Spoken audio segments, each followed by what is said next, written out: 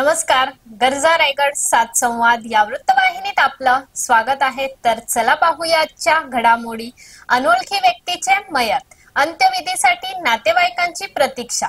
Israel Ali Pen येथे नवीन इमारतीचे बांधकाम सुरू आहे. त्या इमारतीच्या पार्किंग मध्ये एक बेवारस व्यक्ती बेशुद्ध अवस्थेत असल्याची माहिती प्राची परेश पाटील यांनी पेण पोलीस ठाण्यात कळविले.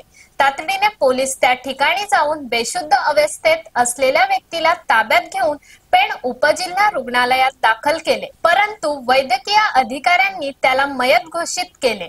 मयत व्यक्तीच्या खिशात एक चिठ्ठी मिळाली. त्या चिठ्ठीत मयत व्यक्तीचे नाव अनिल प्रकाश पाटील, वय वर्ष 39, राहणार पेण असे लिहिले होते.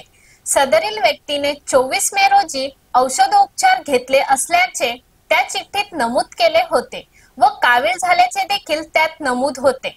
सदरील व्यक्तीचे वर्णन असे आहे: उंची 5 फूट 5 इंच, बांधा मध्यम, वर्णन सावळा, केस काळे पांढरे, वाढलेली दाढी, अंगावर पांढऱ्या रंगाचा टी शर्ट व हाफ पॅन्ट असे आहे.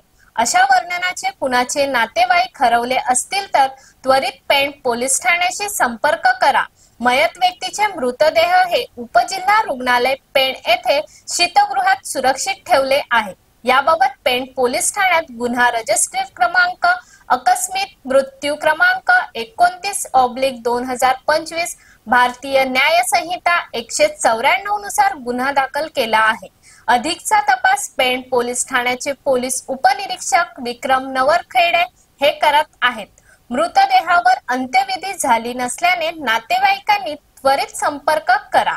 तर अशाच अनेक ताज्या घडामोडी पाहण्यासाठी गरजा रायगड 7 संवाद या वृत्तवाहिनीला सबस्क्राईब करून बेल आयकॉन वरती क्लिक करा. धन्यवाद.